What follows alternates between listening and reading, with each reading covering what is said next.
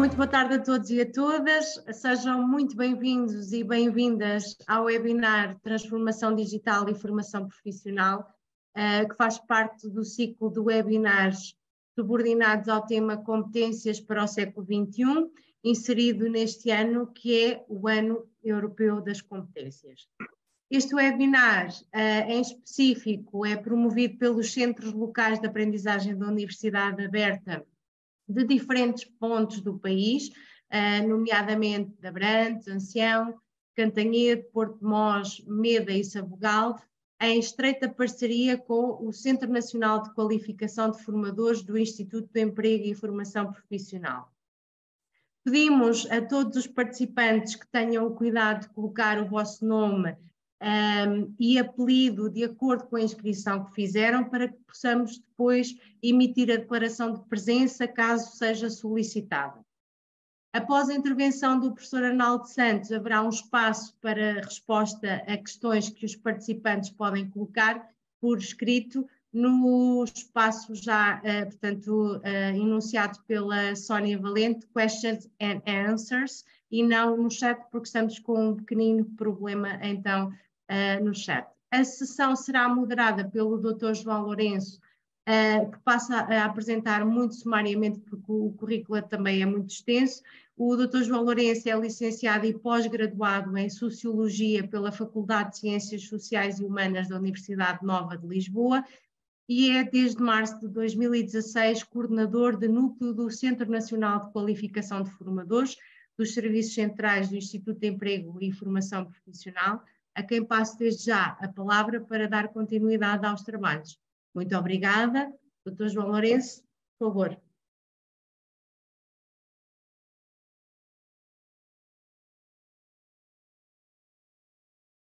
Boa tarde. Eu estava com o som desativado, peço desculpa.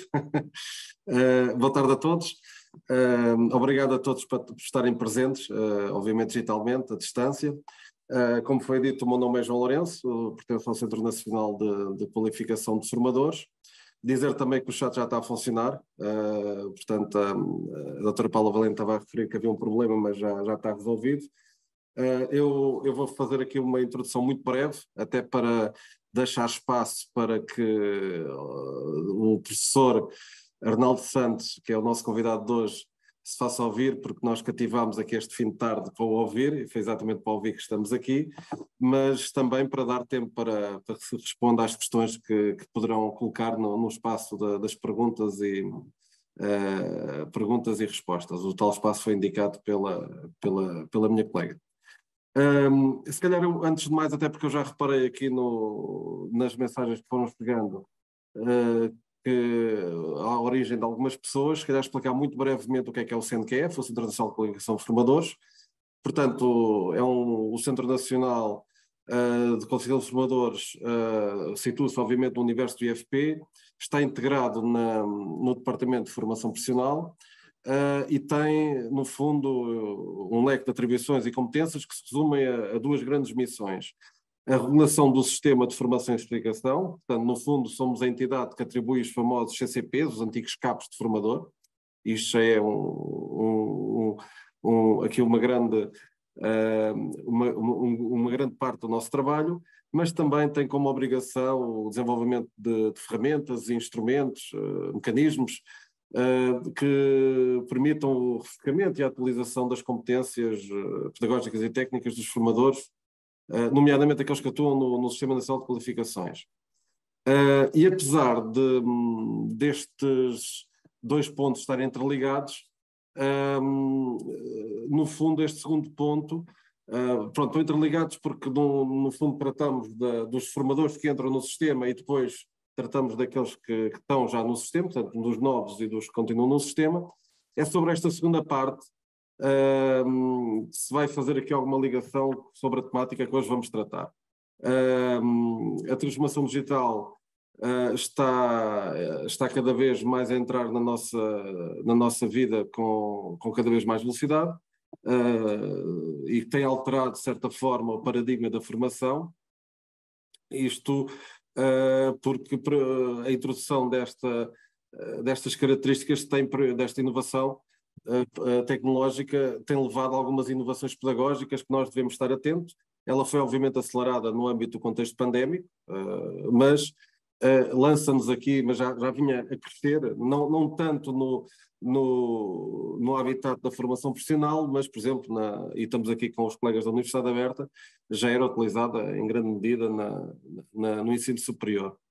Mas, como eu dizia, esta inovação pedagógica e tecnológica está a lançar sistematicamente novos desafios aos formadores, até porque os próprios formandos também são alvo deste salto tecnológico e, portanto, se os formadores se os formandos já não são os mesmos, quando eu digo formandos, obviamente também posso estar aqui a falar em alunos, os formadores e os professores também não o devem ser, e portanto tem que haver aqui uma atualização nos dois sentidos, ou um ajustamento nos dois sentidos. Portanto, é necessário então um grande esforço de adaptação, não só ao nível dos modelos pedagógicos, mas também do ponto de vista dos processos comunicacionais, porque eles próprios têm sofrido alterações na nossa vida cotidiana. E esta transformação digital obriga, obviamente, a novas aptidões, novas qualificações, novos conhecimentos, novas competências, porque também nós estamos a requerer essas novas adaptações até no nosso ritmo de vida normal, portanto, que neste momento é um pouco diferente do que acontecia há 10, 20 anos atrás.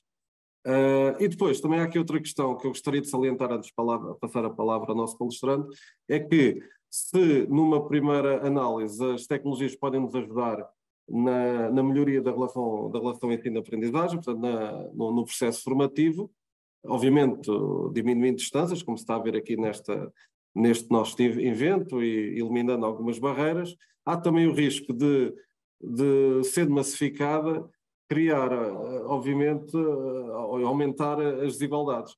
Isso não é do todo o que se pretende num processo formativo ou num processo de ensino. Assim sendo, nós convidamos o professor Arnaldo Santos para nos ajudar aqui nestas problemáticas.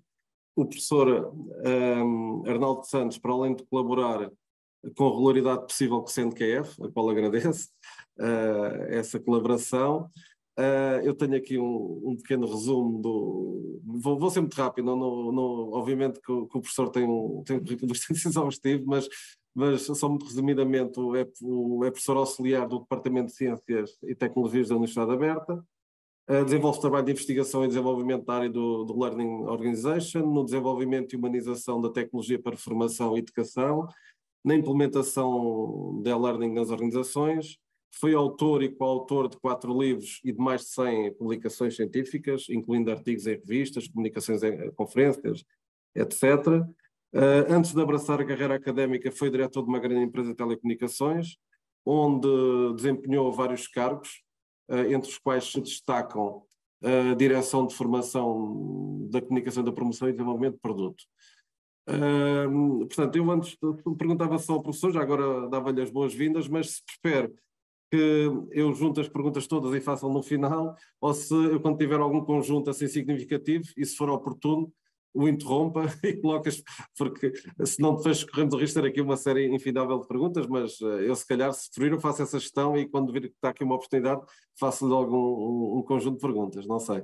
Professor, boa tarde. Não, se calhar eu faria a apresentação e deixávamos as perguntas depois para o fim, está bem? Eu vou juntando e depois até assim junto algumas perguntas que sejam comuns ou que abordam o mesmo tempo, está bem? Ok, professor, a antena é sua. Muito bem, muito obrigado, João. Saudar toda a gente. Não estou a ver quantas pessoas estão, mas espero que sejam muitas. São 150 neste momento, professor. Pois, não há nada como debater estas temáticas, que é agradecer, obviamente, à organização, ao IFP, aos Centros Locais de Aprendizagem da Universidade Aberta, do qual eu faço parte, e um abraço especial à Paula e ao João. Nós temos tido alguns projetos muito interessantes em comum e, portanto, é sempre um prazer revê-los. Eu vou tentar ser o mais rápido possível para depois debatermos relativamente a este tema. Eu vou aqui partilhar Não sei se vocês já estão a ver o meu ecrã, espero que sim.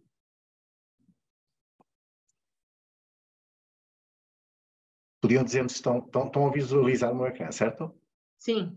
Ok. Pronto, Dúnia, estão a ouvir-me corretamente? Ok. Então vamos lá. Bem, então, relativamente a esta temática, que é uma temática que me fascina pessoalmente e está digamos, na agenda, na jornada do utilizador do dia a dia, hoje, ok?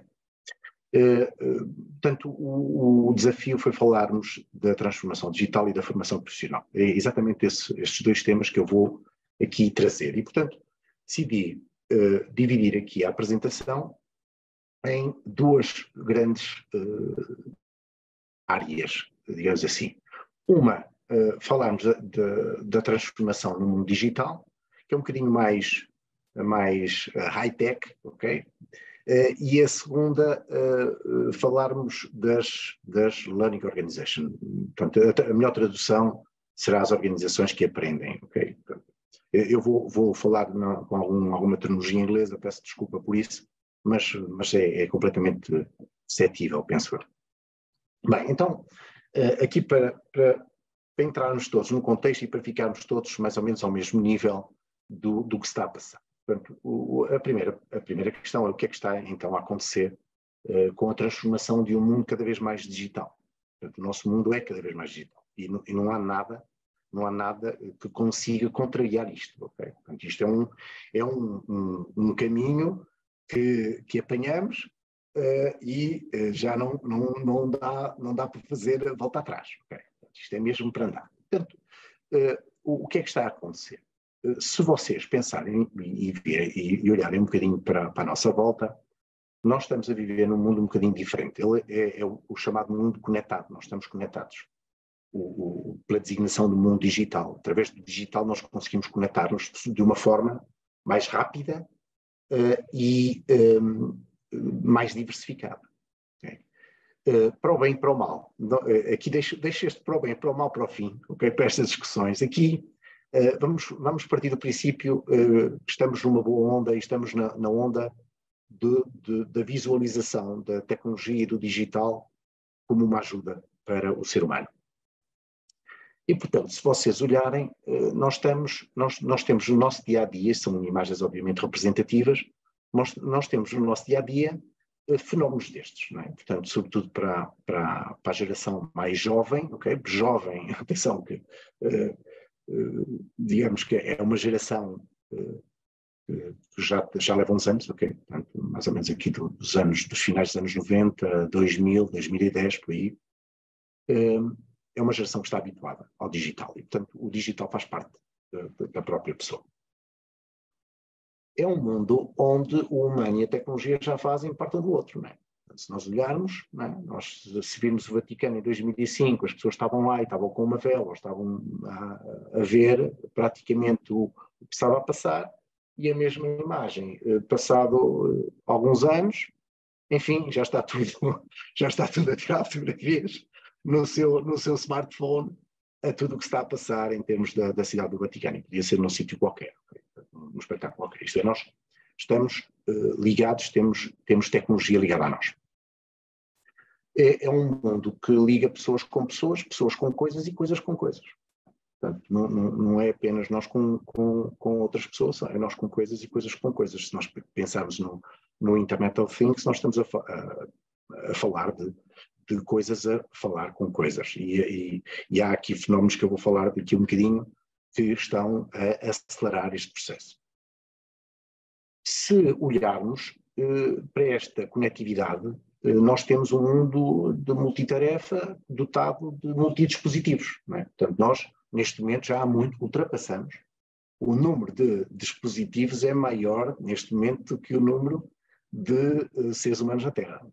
Portanto, temos mais dispositivos eletrónicos do que pessoas. Não é? Portanto, o que significa que, em média, em todos os países é assim, mas em média existe mais que um device, direto ou indireto, digital por ser humano. Não é? Portanto, está connosco. Não é?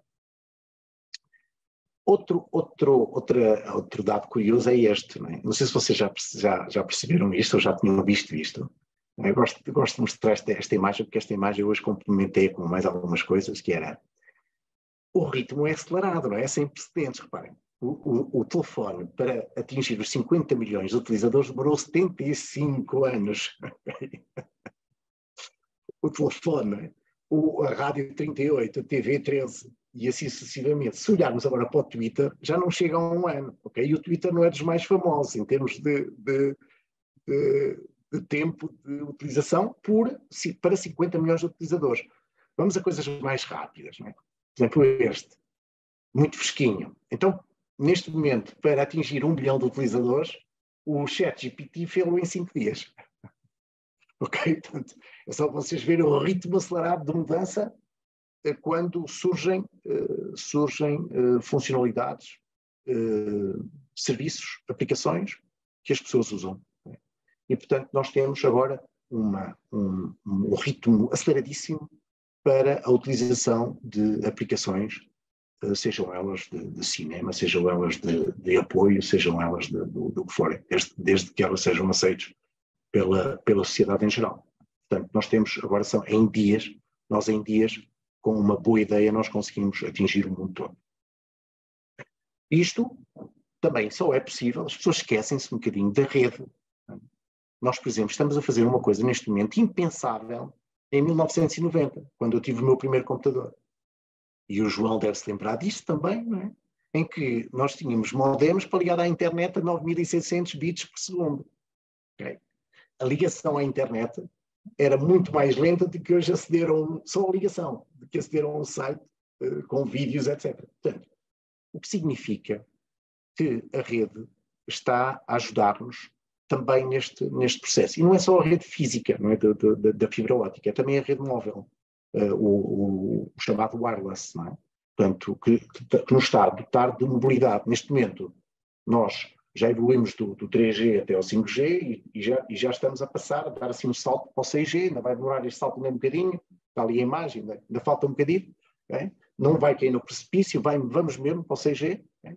Mas se vocês pensarem, nós no 5G já temos uma latência que é a velocidade de resposta baixíssima, temos velocidades enormes e temos densidade, isto é, nós temos no 5G, nós conseguimos ter muitos telemóveis em cada célula, okay? Mais do que no 4G, como é óbvio. E vamos caminhar, isto não para, vamos caminhar para velocidades que já se estimam a ser 100 vezes superior à do 5G. E, portanto, isto é mesmo, já não há autoestrada que resista a uma velocidade destas.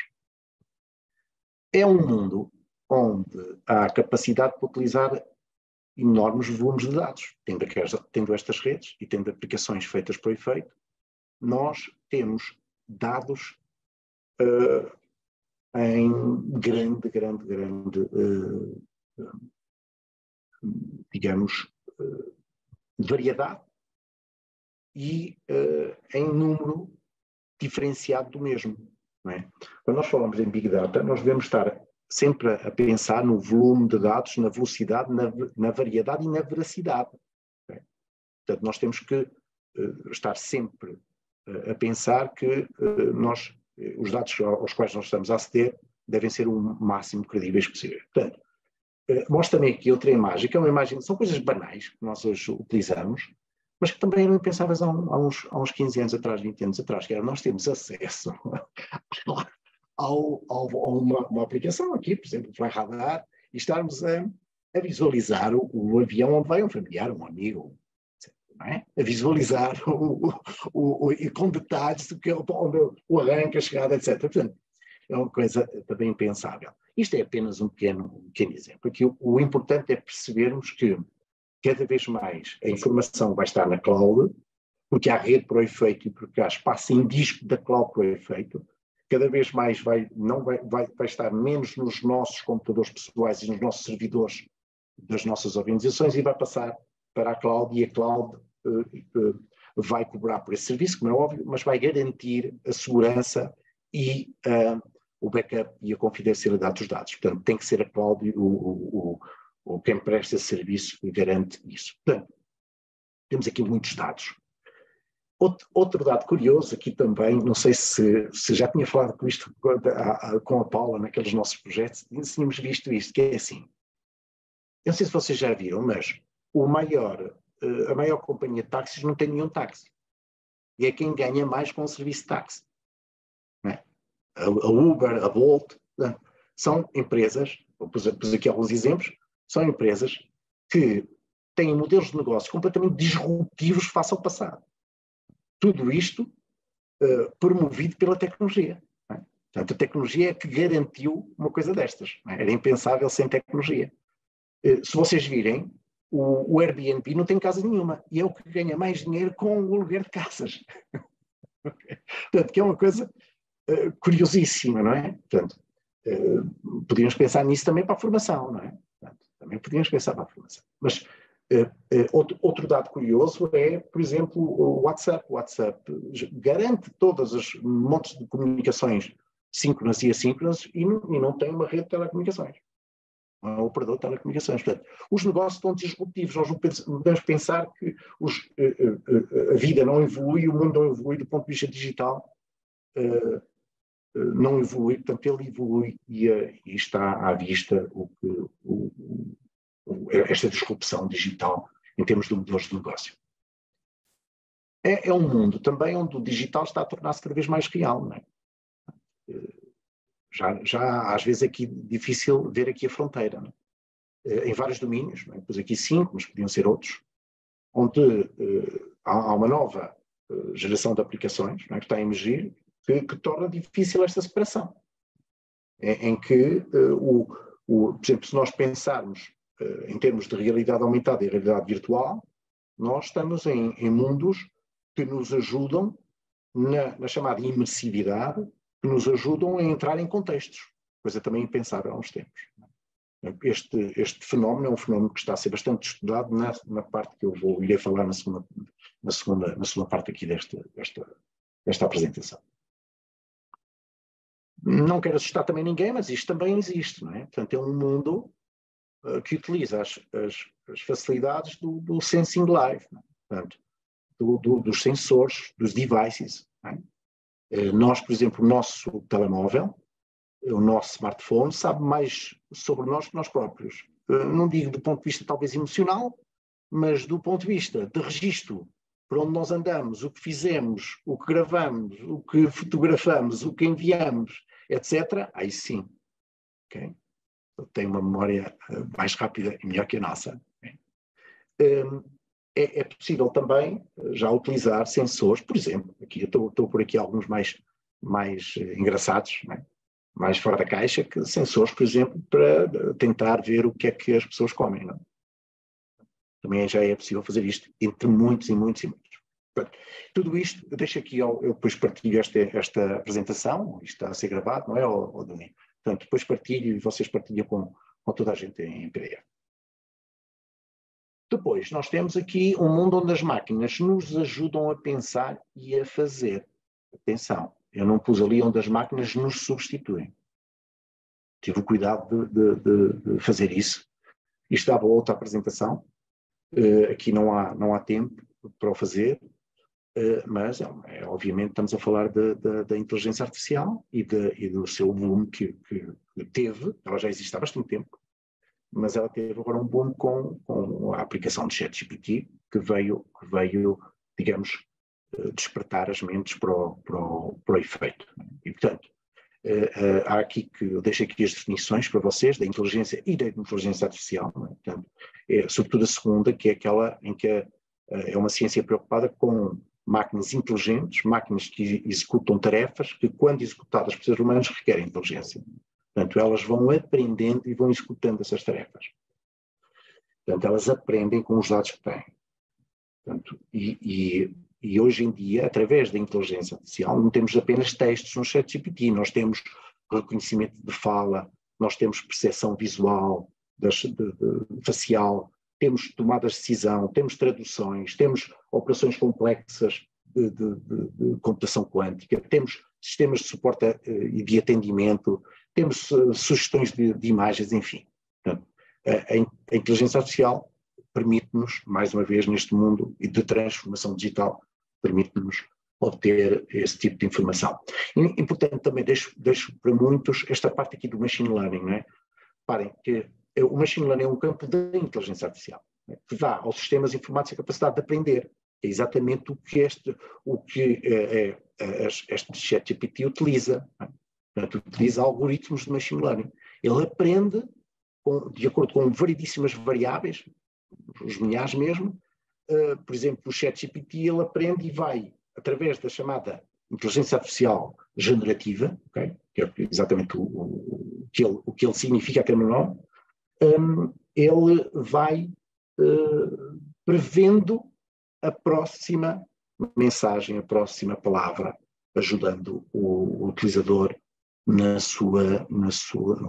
perante as suas questões e o seu diálogo com ele. Às vezes engana-se, não é? Engana-se. É um mundo onde, depois da pandemia, tal como o João estava a dizer, reparem que 84%, segundo o World Economic Forum, 84% dos empregados planeiam expandir o trabalho remoto.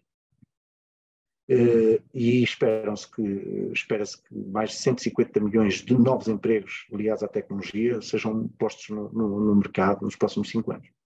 Portanto, ela significa, esta transformação digital, significa para muitos de nós um upgrade na carreira, uma mudança de carreira ou a utilização de tecnologia para o efeito. Reparem que as pessoas, isto sobretudo se tivermos aqui algumas pessoas que lideram organizações e equipas, elas devem estar preocupadas com o que eu estou a dizer, okay? Portanto, que tem a ver com o trabalho remoto e tem a ver com o bem-estar. Okay? O bem-estar, neste momento, é um dos elementos de diferenciação para, sobretudo, para as empresas de tecnologia reterem recursos humanos ou não. É o bem-estar, não é só o vencimento. Okay? Longe disso. Para além do projeto, ele tem que se sentir confortável. Não quer dizer que não faça nada, não é? Esteja no seu sofá, tranquilo. Não é essa a mensagem. Okay?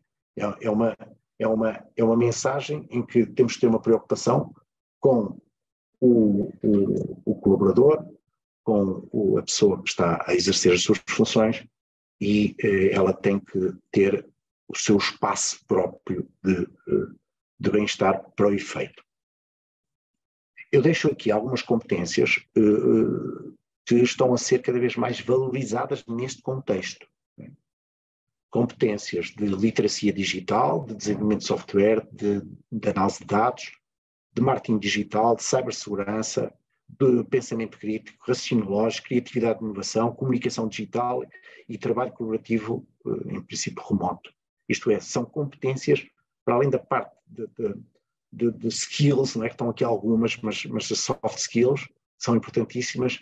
Este tipo de competências são competências hoje muito procuradas. Um mundo com ambientes onde aprendemos de forma inovadora. E estamos a chegar aqui à parte mais importante que eu deixei, obviamente, para esta segunda parte da apresentação. Tem a ver com a formação. Reparem, tendo nós dados, conteúdos e pessoas para formar, nós temos várias estratégias para o efeito. Temos várias estratégias. E depois, do ponto de vista mais operacional, e de implementação irei falar mais à frente, mas deixo já aqui algumas pistas para o que está a acontecer, não é? Portanto, as pessoas estão cada vez a gostar mais de aprender através de estratégias de digital storytelling, de jogos sérios, de formação imersiva, de conteúdos multimédia interativos. Portanto, estão cada vez a gostar mais desse processo de autoaprendizagem, ou de aprendizagem colaborativa com momentos de autoaprendizagem. É um mundo onde aprendemos cada vez com mais autonomia, não é? Portanto, nós temos acesso à informação, muitas delas, portanto, nós somos autónomos. Não é? Portanto, e este processo de aprendizagem vai ser cada vez mais assumido pelo aluno, pelo formando. Portanto, há esta competência também, não é? Que é a autonomia ou a prática do autodidatismo. Portanto, para construir a nossa formação, nós necessitamos de criar os nossos espaços de aprendizagem, os nossos espaços pessoais, não é? Os chamados Personal Learning Environment. Portanto, reparem que estes ambientes não são aqueles ambientes, eu vou desenhar uma web só para mim. Não. Eu vou ter um ambiente onde eu tenho que cultivar contactos, classificar, organizar a informação e a gestão de conteúdos e a gestão de referências. Portanto, eu tenho que começar a ser capaz de ter estas competências quando estou a estudar, quando estou a formar, quando estou a dar formação, quando estou a receber formação ou a partilhar. Não é? Portanto, eu tenho que ter este tipo de competência. É um mundo onde aprendemos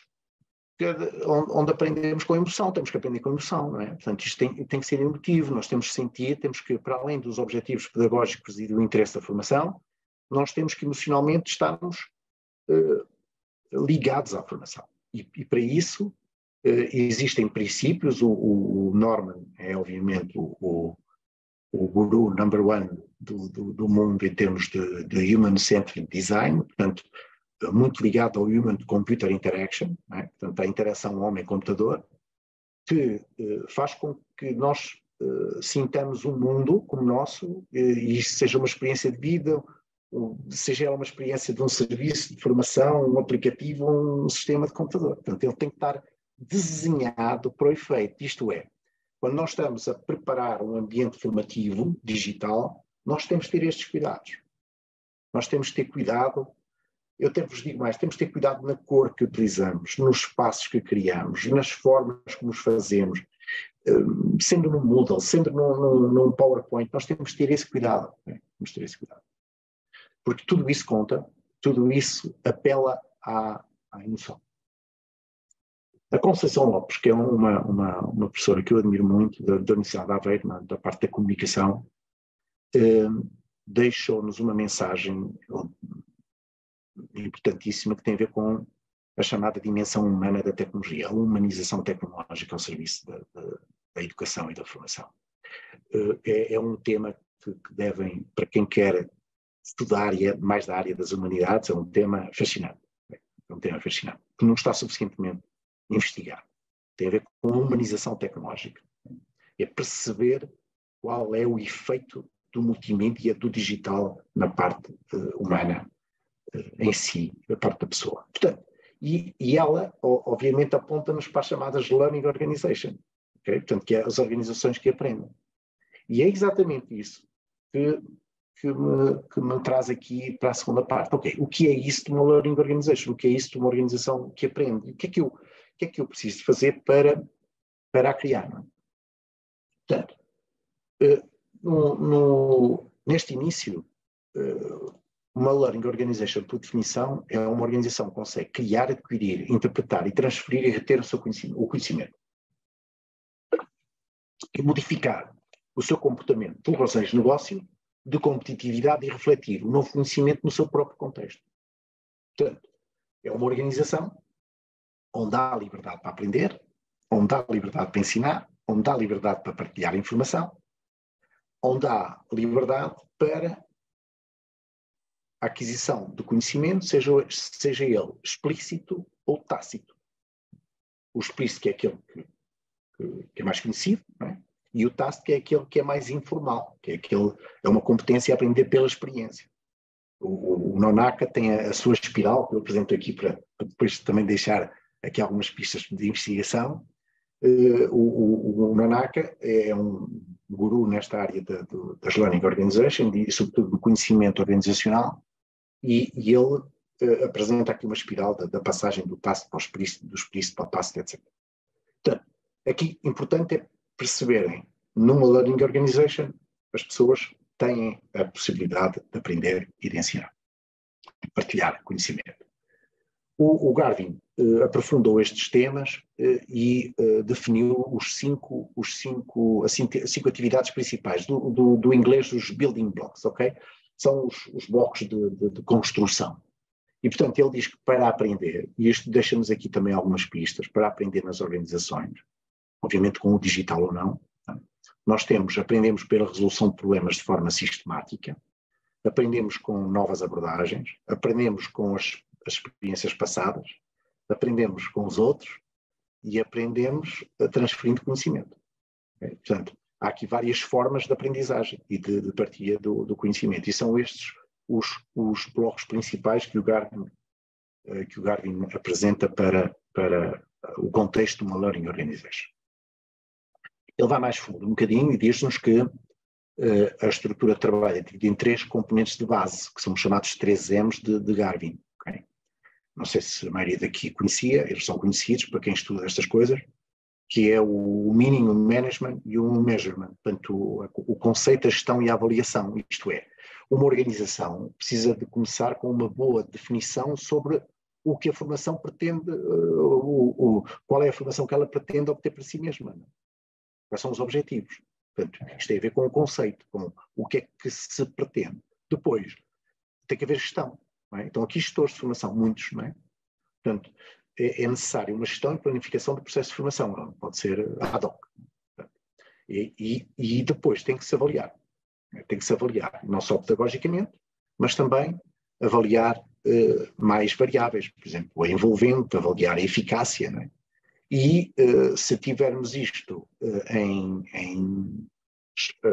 digamos, contextos das chamadas Learning Analytics, melhor. Portanto, outra área de investigação também ligada a esta área, não é? São os designados dados para formação, Learning Analytics. Portanto, eu dou um exemplo, imaginem que muitos de vocês são formadores ou formadores num LMS, num Learning Management System, e o próprio LMS, a plataforma, dá-vos um conjunto de indicadores nas turmas que vocês estão a gerir, que podem ser muito, muito úteis para o acompanhamento dos vossos formandos. E esses indicadores estão dentro desta temática dos Learning Analytics, neste caso pedagógicos. Se fossem de gestão, eram outros indicadores.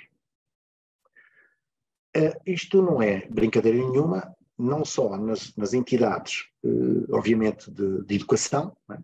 Que ligam, obviamente, a isto, mas, sobretudo, nas empresas, não é?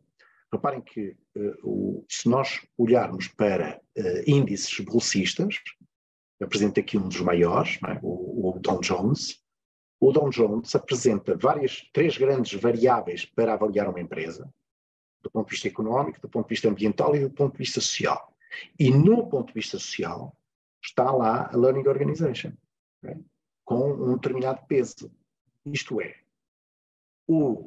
uma empresa é avaliada, segundo este índice, se mostrar que está preocupada em ser uma Learning Organization e ter gestão de conhecimento da própria organização, é cotada positivamente do ponto de vista dos acionistas, okay? E do ponto de vista de quem investe nessa empresa. Portanto, isto é um assunto sério. É um assunto sério. Ok, então e quais são os principais componentes de uma Learning Organization? Além da sua definição e da sua importância e relevância. Eu diria 5. Portanto, de acordo com o contexto, nós precisamos de pessoas, nós precisamos de conteúdos, nós precisamos de tecnologia, precisamos de comunicação entre as pessoas e precisamos de avaliação. Se nós pensarmos um bocadinho nisto, uma Learning Organization, para ter o que eu falei anteriormente, ela precisa de estar preocupada com este tipo de componentes principais. Reparem que a dose é completamente distinta em função da estratégia de formação ou de partilha de formação que nós temos. Eu vou-vos dar 2 exemplos. Parem. Estamos a olhar aqui para este modelo, para esta framework. Imaginem que nós estamos numa empresa onde há um conjunto de turmas virtuais para um determinado curso de formação. Nesse caso, nós precisamos disto tudo. Precisamos de pessoas, os formadores e os formandos, precisamos de conteúdos para eles aprenderem a formação, precisamos de tecnologia para suportar isto, precisamos de sistemas de comunicação sintonia e precisamos de avaliação. Mais ou menos equitativo. Para turmas virtuais, o que se faz, é o que se usa mais. Por exemplo, no Instituto de Emprego e Formação Profissional utiliza-se frequentemente esta metodologia. Se nós estivermos a pensar, imaginem que vocês têm que formar muita gente em muito pouco tempo, num determinado, sei lá, apresentação de um produto, se calhar já não vão fazer turmas virtuais, já vão apostar no conteúdo multimédia, já não vai haver a comunicação síncrona e junção de, sei lá, das 3.000 pessoas para a apresentação desse produto, mas vai haver uma aposta muito maior no conteúdo multimédia, na pessoa que acede ao conteúdo multimédia e na sua autoavaliação. E, portanto, isto é feito nas empresas, muito, e não só nas empresas. Nós na internet temos muitos cursos de formação rápidos que nós vamos tirar segundo esta metodologia. Obviamente, tecnologia tem que lá estar sempre. Se falarmos em tecnologia, também é importante todos saibamos que quando nós estamos a falar de tecnologia, não é apenas a plataforma, não é? Portanto, há mais tecnologia para uma learning organization. Nós temos que ver do ponto de vista da dimensão administrativa, da dimensão pedagógica e da dimensão estratégica. Se nós olharmos para isto, imaginem que vocês estão numa organização e querem criar o portal de conhecimento, o portal de formação, normalmente haveria uma entrada no portal, há uma série de aplicações, por exemplo, vídeo, etc., que podem ser usadas para formação, mas depois há os Training Management System, os Learning Management System e os Knowledge Management System. Portanto, os sistemas de gestão de formação, os sistemas de gestão de aprendizagem e os sistemas de gestão de conhecimento. Alguns deles fazem os 3 em 1, outros 2 em 1, outros só 1 em 1. Okay? Portanto, mas isto, do ponto de vista de dimensão tecnológica, é exatamente assim que se divide. Okay? E eles evoluem, se falarmos aqui do meio, que é o que conhecemos mais, por exemplo, o Moodle é o exemplo maior, é o maior LMS, o LMS mais usado em termos mundiais, mas se falarmos em LMS, isto está a passar dos anos 2000, destes LMS mais fecheiro-based, não é? Portanto, punhamos um fecheiro e uma mensagem e a coisa estava feita, agora não é? Agora há cada vez mais uma demanda, não é? Entre aspas, não é? Uma exigência do ponto de vista da gestão de talento, da gestão de formação, de novas funcionalidades, das Learning Analytics, enfim, de uma série de funcionalidades que os novos LMS têm que ter, para além do que eu disse sempre há bocadinho, inicialmente, da parte humana e do user experience, do human-centered design. Outro aspecto também que há algumas dúvidas tem a ver com os conteúdos. Os conteúdos nesta era digital podem ser de várias formas, podem ser script, áudio, vídeo e multimédia, e não é só multimédia. Okay? Nós temos excelentes conteúdos de vídeos, nós temos excelentes conteúdos áudio, temos excelentes conteúdos de script, que são textos com imagens fixos. Okay? Portanto, e todos eles são válidos. Aliás, até se aconselha que na formação se faça um equilíbrio da utilização destes tipos de conteúdos. E não só apenas um deles. Para isto, sobretudo para os multimédia, chamo a atenção que é preciso uma equipa multidisciplinar para os criar. Okay? Ou uma pessoa com competências multidisciplinares para o fazer.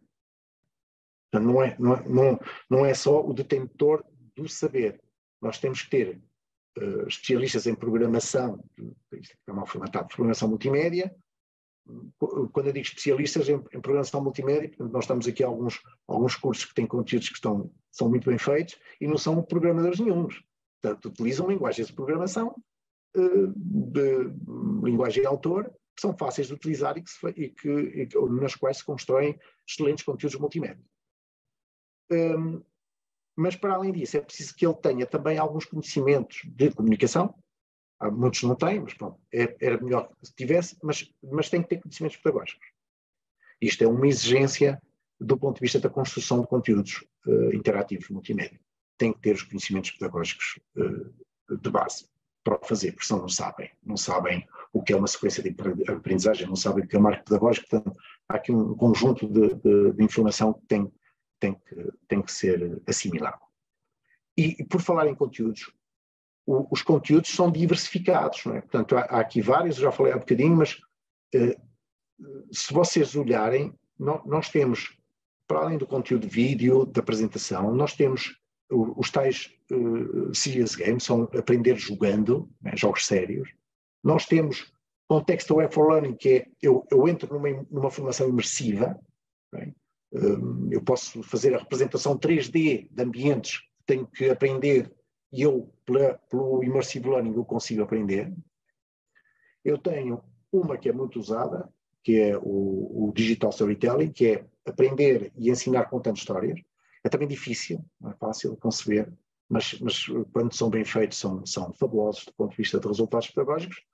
E pronto, e learning objects, portanto, o micro-learning, portanto, aprendizagem rápida, portanto, existem variedíssimas formas de aceder a conhecimento. O quarto pilar é o da comunicação, portanto, ela pode ser síncrona, assíncrona ou mista, e para isso nós estamos, por exemplo, a utilizar neste momento uma comunicação síncrona, multimédia, através do Zoom, não é? Portanto, da aplicação Zoom. Existem várias formas e vários serviços para o fazer. Como eu estava a dizer, o último nós temos que avaliar, portanto, para nós termos o ciclo completo, e nós temos que avaliar as pessoas, pedagogicamente, temos que avaliar os cursos, a formação, o sistema, a organização, a gestão da formação, não é? Eu chamo-lhe envolvente, mas podem-lhe dar outro nome, e temos que avaliar a eficácia, né, dessa formação. Portanto, qual é o impacto que essa formação tem nas pessoas, nas suas competências, e qual o retorno de investimento dessa formação por parte da empresa e da pessoa que o faz. Portanto, isto são, digamos, resumindo, são estes 5 componentes de base para nós termos um processo de formação em contexto de Learning Organization como deve ser. E, finalmente, deixei para fechar, ok, então como é que eu implemento isto? Eu já sei o que é, já sei que componentes tem, e agora eu preciso de ter uma ideia de como é que eu implemento. Por exemplo, eu aqui fui para o exemplo do e-learning, que é o mais usado em termos de Learning Organization, mas, tal como eu disse, eu posso ter um portal de gestão de conteúdos, um portal de gestão de conhecimento, etc. Portanto, não confundamos apenas e-learning só com as formações online, etc. Aqui é o e-learning no seu todo. Portanto, podia quase ser um digital learning, embora a definição seja muito controversa, ok? Isso de digital learning. Portanto, vou chamar o e-learning porque ele utiliza o digital. Há lá o E de eletrónico. E a primeira aqui, a regra de base para implementar é fundamental. Aqui, digamos que eu nem sequer diria que é uma sugestão. Eu acho que era uma ordem, quase uma ordem, que o João entende o que eu estou a dizer, que é: as organizações não devem colocar o e-learning no departamento de informática. Como é óbvio. Certo? Porque o departamento de informática vai estar preocupado com os servidores a funcionar, com o LMS a funcionar. Ok? Não vai estar preocupado com a formação, as competências, os níveis de proficiência que são necessários num sistema de gestão de formação dentro de uma empresa. Portanto, aconselha-se que a estratégia esteja dentro do departamento de formação, que por sua vez, em princípio, estará dentro do departamento de RH e está ligado à gestão da organização. Portanto, o típico é este, é o comum, é este que deve ser defendido. E importante também é que a organização tenha uma ideia das competências que tem que adquirir, das necessidades que tem que garantir, as necessidades de formação dos seus colaboradores, de acordo com vários níveis de proficiência, não é? Portanto, desde o nível 1 ao nível 4 de proficiência. Para isso, eu diria, deixo aqui algumas dicas, okay? Isto são de implementação de projetos nos quais eu participei há uns tempos atrás. Reparem, e que funcionaram bem, por isso é que estou aqui a apresentar. Portanto, primeiro, para que este processo corra bem, é preciso que a gestão de topo o aceite e o divulgue. A gestão de topo. Okay? Neste caso não é o diretor de formação nem o diretor de e-learning, é mesmo o CEO ou o administrador do pelouro, que tem o pelouro do RH e da formação. Portanto, que divulgue dentro da organização, que mostre que a organização está envolvida e está preocupada com isto. Porque na empresa, o colaborador da empresa recebe isto, vê que é realmente estratégico.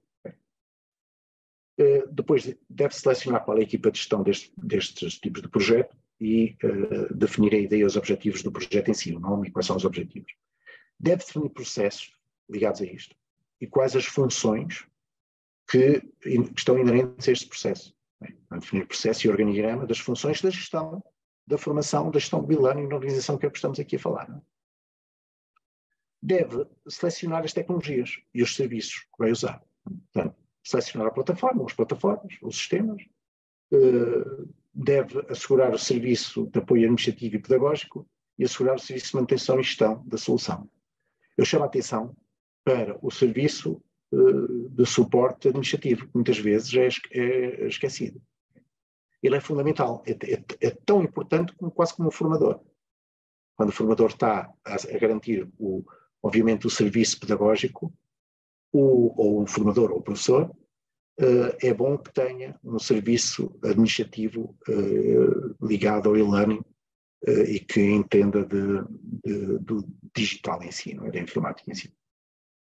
E depois tem a manutenção e gestão da solução toda. Não é? Esta aqui normalmente está associada ao SITI da organização, esse sim, Departamento de Informática.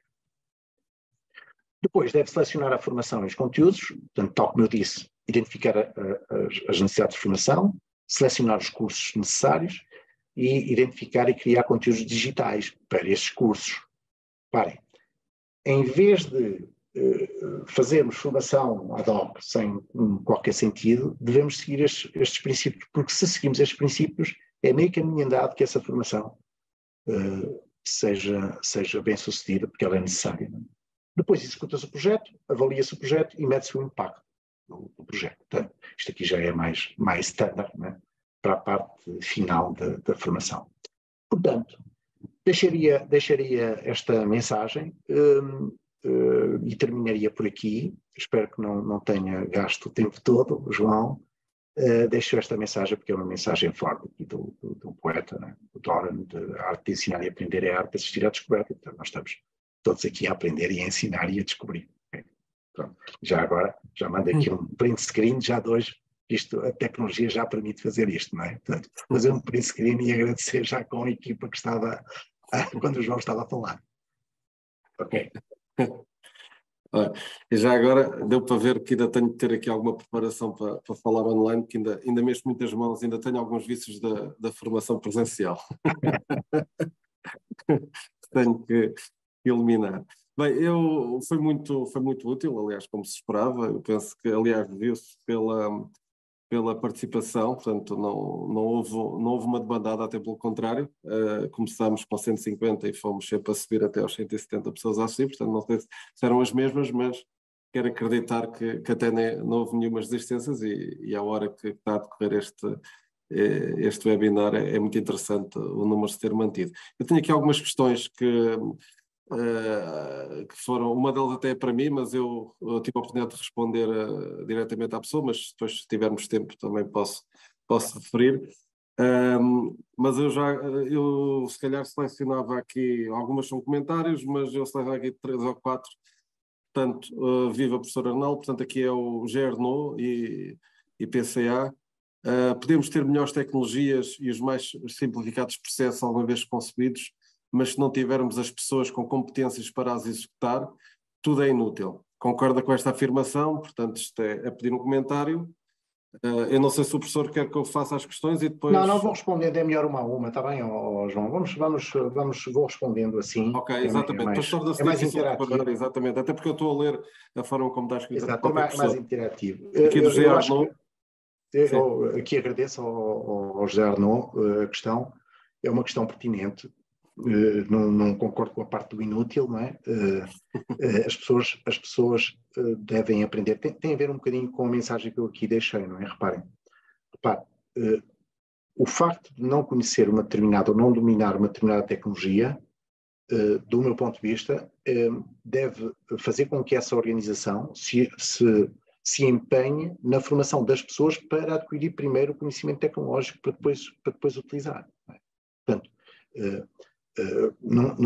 obviamente que aí tem razão, tu vais aprender, vais fazer um conteúdo, imagina isto, vais utilizar a realidade aumentada e ele nunca, ou a realidade virtual, e ele nunca pegou nos óculos 3D e não sabe utilizar. Eu tenho primeiro dominar, estou a dar apenas um exemplo, não é? Dominar este tipo de tecnologia. para depois entrar no immersive learning. A mesma coisa para os sistemas de formação, para os sistemas de gestão de conhecimento, para os sistemas de gestão de aprendizagem. Nós temos que primeiro aprender a trabalhar com os sistemas, temos que primeiro aprender a desenvolver conteúdos, as ferramentas, para depois fazer. Portanto, não há volta a dar, mas temos que adquirir estas competências com os determinados níveis de proficiência antes de utilizar e de aprender o curso ou a formação propriamente dita.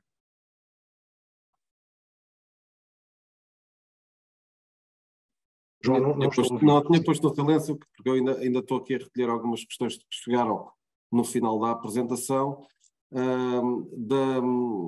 A Teresa Santiago colocou duas questões, uma no chat e depois voltou a colocar uma questão no sítio das questões, perguntas e respostas. Portanto, se vou esclarecer os senãos aqui os senãos eu encaro como aspectos negativos do chat GTP, fake news, falta de rigor de informação, porque o algoritmo ainda não permite distinguir o bom do mau.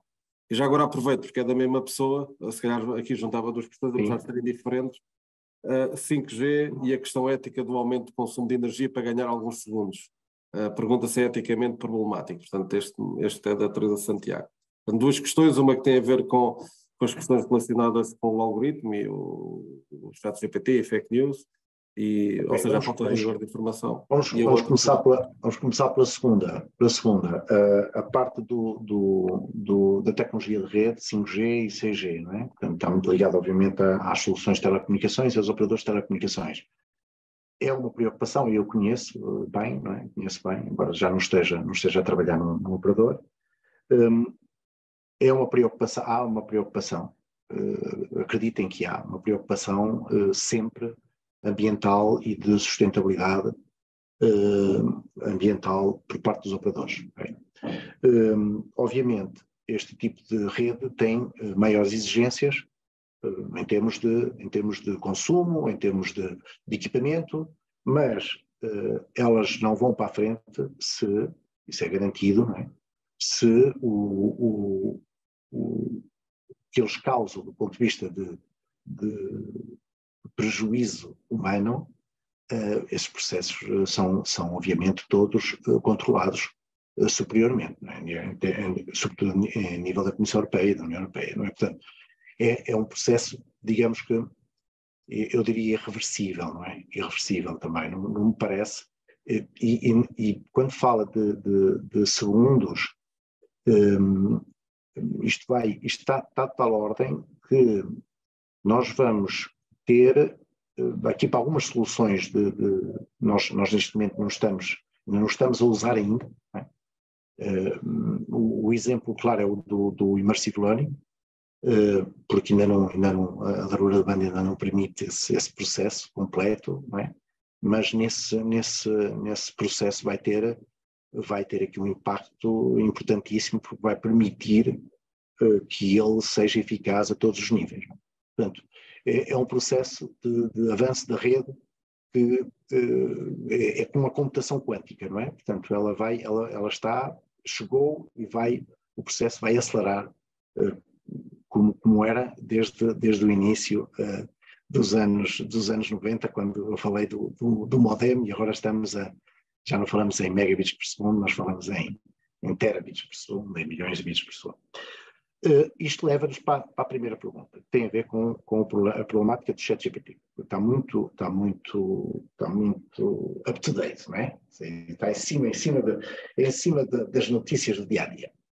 Vou dizer o que é que eu penso pessoalmente e vou-lhe dar vou-lhe fazer uma análise comparativa. Começo já pela análise comparativa, que depois retrata aqui é um pensamento pessoal, ok? Não científico, é pessoal. Quando nós começamos com o e-learning, eu não sei se o João se lembra, mas em 93 surgiu a internet e em 96 começámos a fazer umas experiências de e-learning em Portugal, assim mais a sério. O que nos diziam na altura, o e-learning era tipo o ChatGPT para a formação. Era que o e-learning ia acabar com os professores, com os formadores, não era necessário mais nenhum atuante, não é? A esse nível. Estamos 30 anos depois e estamos a ver exatamente o contrário. Okay? Estamos a ver que é necessário cada vez mais professores com competências em e-learning, que é diferente, né? Sabendo utilizá-lo, sabendo tirar partido dele para a formação, seja ela acompanhar a formação presencial, fazê-la toda à distância ou mista. Okay? Portanto, é um bom exemplo que eu gosto de dar relativamente a isto. O ChatGPT tem, como em tudo, vantagens e desvantagens. A principal desvantagem é ele não dar informação cientificamente comprovada. Okay? Portanto, ele pode enganar-se. E, portanto, se ele se engana, nós temos que ter a capacidade de perceber se ele está a enganar ou não. E aqui isso é difícil porque exige conhecimento. Exige conhecimento. Agora, vamos para a parte boa. A parte boa é que ele ajuda no esclarecimento, ajuda-nos na memória, na organização. Eu estou a falar com um ChatGPT e por vezes, tenho respostas que me espantam. Porque eu não estava a contar com um nível tão aprofundado do processo de IA que está por trás, não é? Do algoritmo de machine learning, não é? Que está por trás e que está a dar essas respostas. E, portanto, ele ajuda. Se eu tiver esta postura perante esta solução, que também devo dizer que, do meu ponto de vista, veio para ficar, também não há volta a dar, não é? Alguns governos podem proibir ou não, eu sou completamente contra, okay, esse processo, mas isso é a minha opinião, é uma opinião pessoal. E gosto de a partilhar, não tenho problema nenhum nisso. Porque ele pode ajudar a aprender e a fazer. E ele exige de mim uma coisa que eu não sei se vocês já pensaram nela. Eu, quando estou a utilizar, ele obriga-me a pensar. Eu tenho que pensar bem nas questões que lhe faço para tirar bons resultados. Ele é exigente, ele responde tão bem ou melhor de acordo com a profundidade da questão que eu lhe coloco.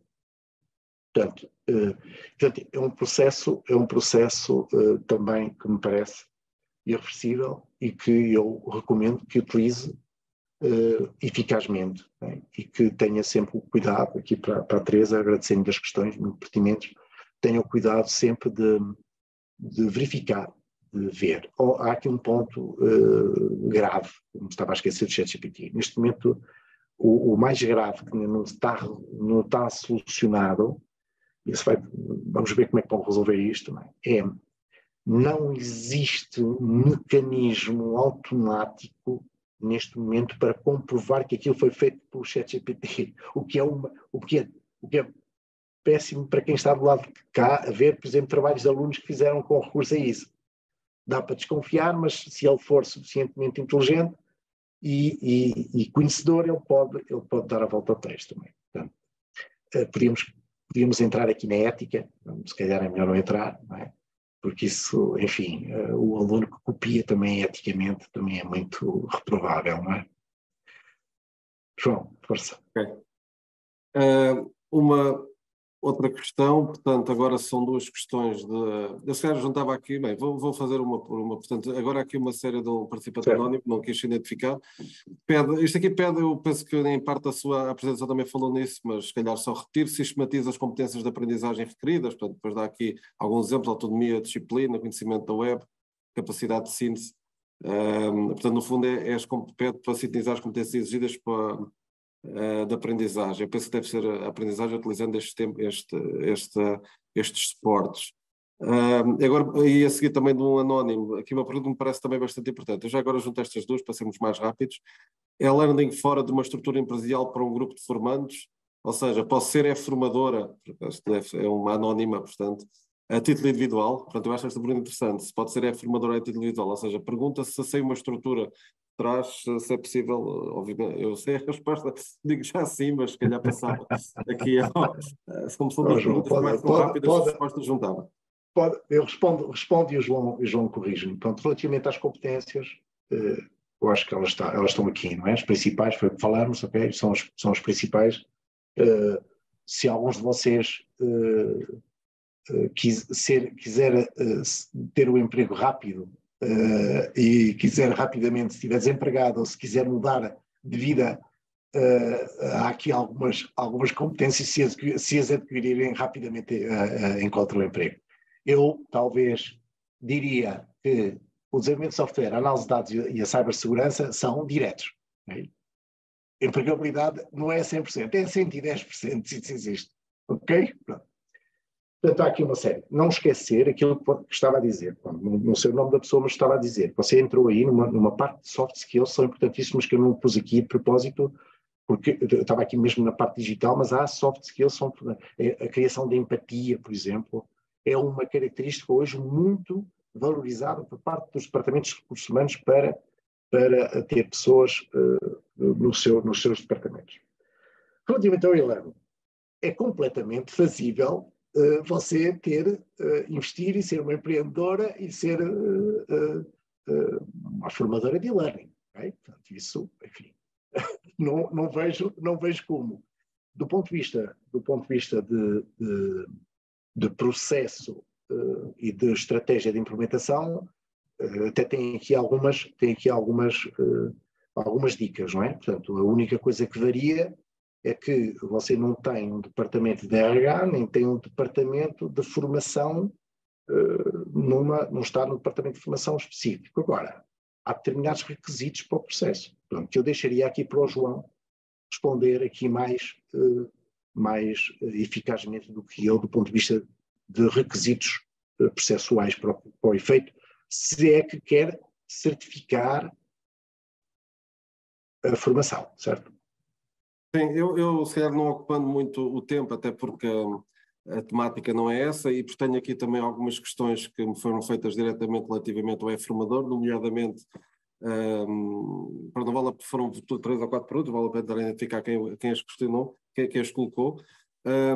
Obviamente o IFP, um pouco antes, por acaso, da pandemia, 2018, 2019, começou com a preocupação de desenvolver um referencial do e-formador e, portanto, disponibilizou um certificado, que é um certificado de especialização, que obviamente não condiciona ainda, portanto, nem é previsível a curto prazo a atividade é formador. Portanto, é um certificado informativo, portanto, que informa o mercado que aquela pessoa tem determinadas competências e, portanto, esse certificado ainda é atribuído, eu realço aqui a palavra ainda, porque estamos a tentar que seja mais alargado, ainda apenas é atribuído nos cursos que são promovidos pela rede de centros do IFP. Obviamente que a DGERT, quando está a fazer a certificação, exige determinadas condições, nomeadamente para as entidades que promovem a formação à distância, e este CCPE pode, mas obviamente também o curso de formação de formador sem ter CCPE, o certificado do curso, concorre para junto da DGERT, validar essas competências. Sobre a questão em particular, obviamente que um formador de forma isolada pode dar formação, até porque muitas vezes, por exemplo, a Moodle é facilmente utilizável e obviamente pode faltar aqui alguma estrutura, mas pode ser formador sem ter por trás uma empresa. Penso que a questão era, ou uma grande estrutura, a questão era essa. Já agora, fazia a ponta e peço desculpa ao professor sobre as outras questões que me fizeram sobre a questão do formador. À vontade. Muito rápido. É assim, alguma questão? Nós temos o e-mail do cnqf@ifp.pt. Uma das questões que me colocaram é que quem tirou cursos anteriormente, porque é que não tem acesso ao CCPE? É assim, isso está previsto nós disponibilizarmos um dispositivo de reconhecimento e avaliação de competências adquiridas anteriormente, que ainda não está disponível, mas obviamente que quando foi aprovado este certificado superiormente, a ideia seria apenas os cursos que iniciavam naquele momento com aquele referencial. Também houve 2 pessoas que me questionaram se está previsto novas ações. Assim, a nossa rede de centros está constantemente, seja um centro de gestão direta, seja de gestão participada, está constantemente a divulgar ações. Por acaso, neste momento, estamos com um problema técnico no portal NetForce e não estamos a divulgar. É uma coisa que vai durar ainda uma semana.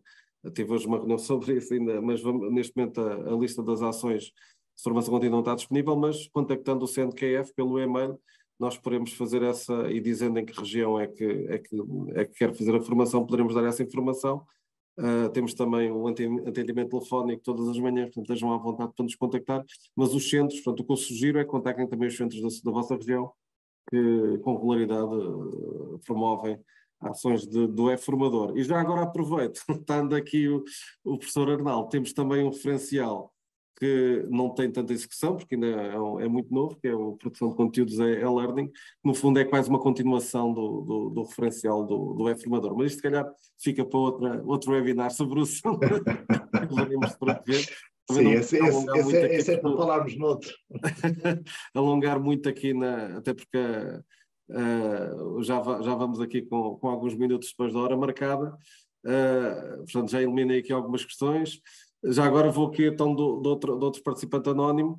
É learning para públicos-alvo com poucos conhecimentos técnicos limitados, IPSS, apoio a pessoas idosas, técnicos de limpeza, formação para juntas de freguesia e tipos jardineiros. Portanto, isto aqui é apenas um comentário. E agora do José Dias. Boa tarde, professor Arnaldo, mais uma excelente palestra. Diante dos principais desafios que obviamente surgem com o desenvolvimento da tecnologia, qual seria para si o desafio principal ou mais urgente a ultrapassar que o formador terá de lidar para desempenhar o seu papel com sucesso? Eu penso que esta pergunta é muito interessante. Não sei se quer que eu repita, professor. É muito interessante. Leva-nos aqui a um debate, não é? Um debate, isso podia ser debatido também com mais tempo. Vamos lá ver. Um E-Formador tem que ter, primeiro, e está muito bem feito do ponto de vista de IFP, não é? E em termos de política nacional, não é? Independentemente do partido político, não é? Nós temos o certificado de CCP, depois temos o CCPE e depois temos a parte dos E-Conteúdos, não é? É nesta sequência. Um E-Formador deve ter as competências pedagógicas de formação de formadores. Começa por aqui. Okay? Portanto, para mim, isto é a base, porque há muitos formadores que acham que não precisam. Percebes, João? Há muitos formadores que acham eu quero tirar logo o E-Formador e não preciso, e quero tirar isso porque eu não preciso da formação pedagógica principal. Isso, para mim, é, digamos, uma base essencial. Depois, portanto, os conhecimentos, ele tem que ter conhecimento pedagógico. E depois, qual é o desafio? O desafio é o transformar esse conhecimento pedagógico através da tecnologia para cumprir os objetivos pedagógicos das ações de formação que estão a dar, utilizando a tecnologia como um meio. Okay? E não centrar, que é o que se vê muitas vezes errado, não centrar a formação na aprendizagem da ferramenta. Esse é que é o grande desafio do E-Formador. É ele perceber, obviamente ele vai ter que aprender as ferramentas, os seus formandos vão ter que saber utilizar as ferramentas. Mas o mais importante é ele saber transformar o seu conhecimento científico num conhecimento digital, seja ele em fórum, síncrono, assíncrono, em conteúdos, de acordo com orientações pedagógicas bem definidas, cumprindo os objetivos pedagógicos do seu curso, utilizando meios digitais para que os seus alunos possam aprender. Okay? Portanto, quando eu vejo um E-Formador a dizer, um E-Formador, imagino, de introdução às geociências, e fica todo contente a dizer assim, os meus formandos aprenderam a trabalhar bem no Moodle. Ok, e as geociências? O que ele tinha que aprender era a introdução às geociências. Não era o Moodle, ok? Portanto, é o 2 em 1, portanto, poderá aprender o Moodle. Mas, está a ver, portanto, esse é o maior desafio. É o maior desafio. Portanto, ele tem que perceber pedagogicamente e aprender a utilizar a tecnologia para passar eficazmente estes conhecimentos. Ok. Estava aqui a ver também no chat algumas questões que me parecem pertinentes. Eu não vou conseguir ler todas, portanto, senão não estamos aqui até bastante tarde. Mas está aqui uma questão que é muito importante, tem a ver, é do Fernando Damião. Eu vou ter que ler esta porque parece-me bastante interessante, não vou ler toda, mas vou ler aqui porque me parece interessante. A via mais fácil adotada por muitos, até por uma questão de gestão financeira e informática, passou pela utilização do Microsoft Teams. não é uma LMS, obviamente, ou seja, isto diz-nos particular, nós é muito importante porque foi uma das opções que o IFP teve de fazer na altura da pandemia, em que em março de 2020 tivemos que fechar as portas, não é? Portanto, fomos todos confinados e a nossa Moodle não tinha capacidade para aguentar 30 mil formandos, ou seja, já não tinha capacidade para aguentar os 3 mil trabalhadores, quanto mais os 30 mil formandos, mais os cerca de 5 mil formadores, e portanto tivemos que adaptar a Microsoft Teams como se fosse uma LMS, e portanto foi a única solução para estruturalmente continuarmos a dar formação e que era importante até por alguns programas do governo que obrigavam a ter formação de algumas empresas.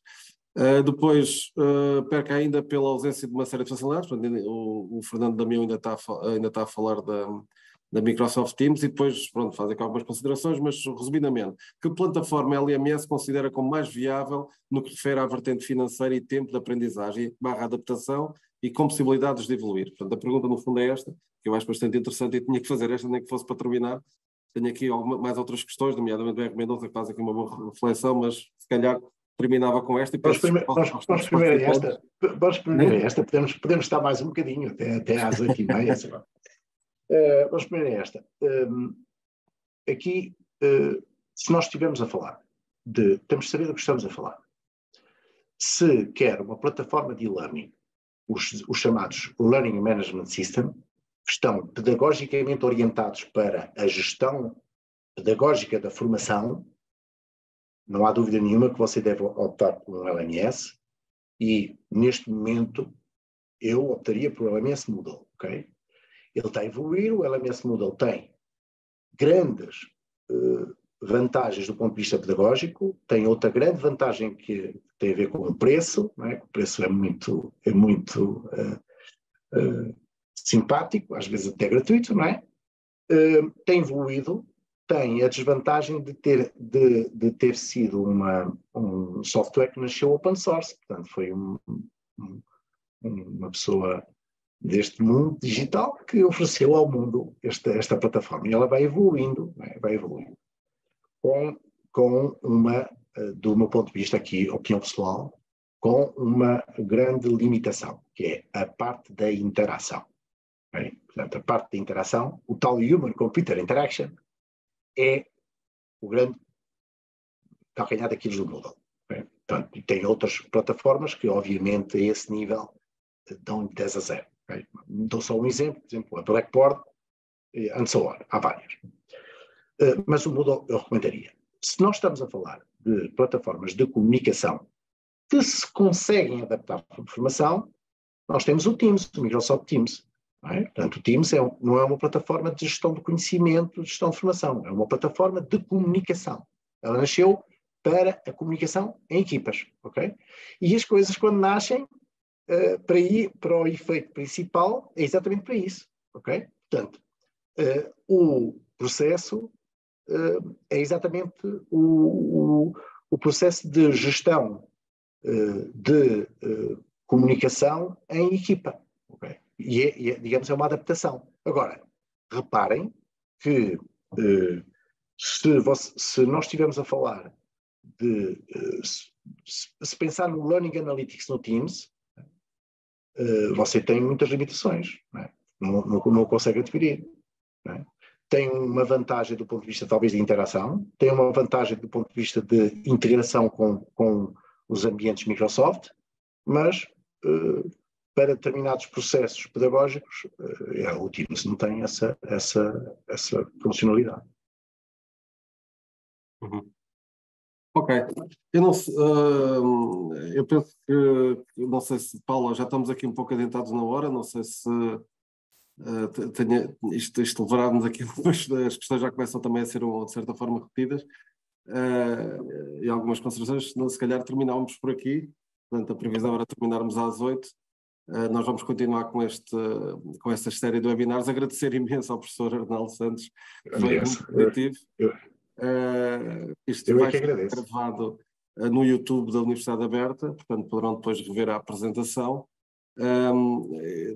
Também tenho aqui chegado a algumas questões relativamente ao próprio CNQF, que é a questão dos CTPs e CPF, portanto vou aqui dizer para todos, portanto o e-mail é o cnqf@ifp.pt, onde poderão colocar as questões. Da minha parte agradeço a presença de todos, mesmo à distância. Paula, não sei se querem encerrar. Obrigado, professor, foi um prazer. Eu que agradeço. Não, portanto, agradecer a todos os participantes, agradecer efetivamente também aos colegas da Universidade Aberta que estiveram aqui connosco, ao professor Arnaldo, uma vez mais, também a sua disponibilidade para estar aqui neste webinar ao final do dia, e ao João também por ter feito aqui a moderação do debate, e às colegas também do Dunia e a Sónia por terem estado connosco nesta organização. Muito obrigada a todos, o resto de uma boa tarde. Obrigada.